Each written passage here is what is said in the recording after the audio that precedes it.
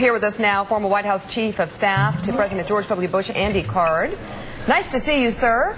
And good to be news with you, to Nika, and Willie and Joe. Willie, Joe in L.A., David Schuster, they let him out this morning. Harold Ford Jr., he's been milling around the studio aimlessly, so we sat him down. People. Yeah, it's a party. So here's the deal. We're hearing a lot of good news out of Iraq lately. It appears the surge is paying off. Andrea Mitchell reporting earlier that she even sees, from the last time she was there in recent months, a significant change there. So in a way, even though you've been beaten up, the White House has been beaten up over the past 6 years, it seems that things appear to be coming together, no matter what you think about how we got into this. Well, the president has had the resolve to stick to what works, and he's listened to his generals, he's listened to his diplomats, and he's making dramatic progress, thanks primarily to the troops that are out there helping to create a climate where things are better. As well, the Iraqi government is starting to meet more of its responsibilities, and that was also something the president called for. So, yes, there's a reason to be optimistic. That doesn't mean there's not hard work to be done, and it doesn't mean that we should change anything. We still should listen to the generals on the ground and take our counsel from them with regard to military matters, and we should listen to the diplomats that are there working the hard work to get the job done with the Iraqi government. But I do think the progress is real, it's sustainable, and I think it's going to make a difference. Okay, so talk to me, Andy Card, about this time horizon phraseology that the White House is using, because it sounds awfully like a timeline, and that's something the administration has said is dangerous, and it has said it repeatedly over the past few years. And they're still saying a timeline is dangerous. I think that it is, unless it's come with the acquiescence or at least the input from the generals on the ground. And that's what the president has said. Yes, the time horizon, we all want a horizon that will have our troops out of there in terms of fighting on the ground. But the military is still going to drive the discussion. Hold on a second. Hold on a second. Andy Card. So, okay, I'm scoring this out in L.A. Hold on. So a time horizon is safe. Hold on. Is different than a timeline. Is dangerous. Explain that one, I believe that. If you set an arbitrary timeline with a date certain, that will compromise the ability of the military to do its job, and it would empower the bad guys to wait until that date certain shows up. I think a horizon that allows you to pay attention to what's happening in the real world, on the ground, in the battlefield, that makes much more sense. Yes, there should be a plan to withdraw, but there shouldn't be a plan to withdraw arbitrarily. It should be based on what's happening on the ground. You sound like what some would say Barack Obama sounds like, having it both ways. I mean, come on. No. Come on. No, listen.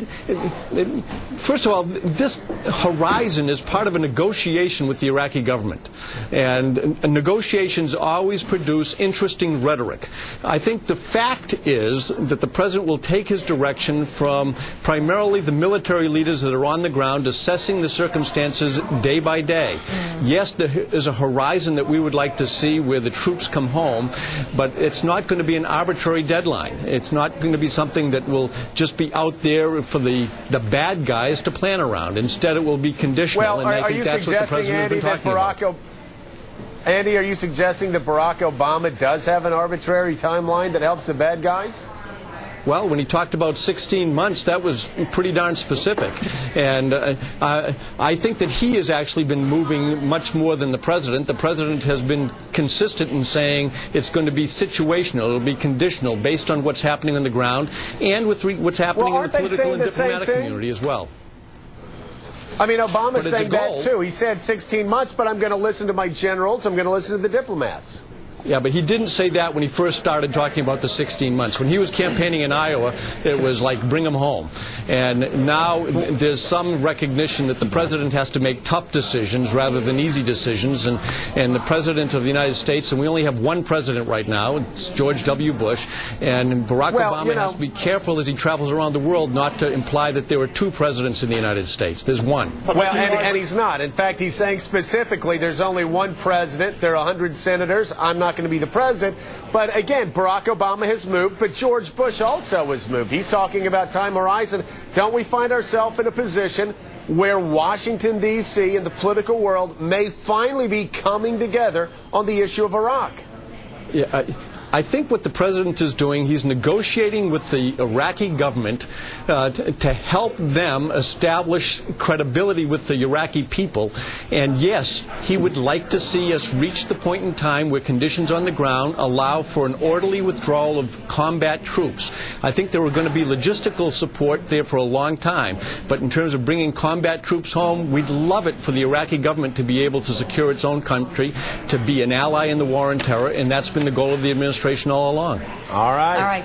Andy Card, thank you so much for taking all the shots this morning. Go we Sox. appreciate it. Okay. And I should just let you all know, Joe, in L.A. as well, the congressional delegation has arrived in Baghdad. They spent the morning with several commanders there, as well as Iraqi General Abdul Aziz. So the trip goes on. And when you say congressional, yeah, you're talking about Barack Obama. Correct.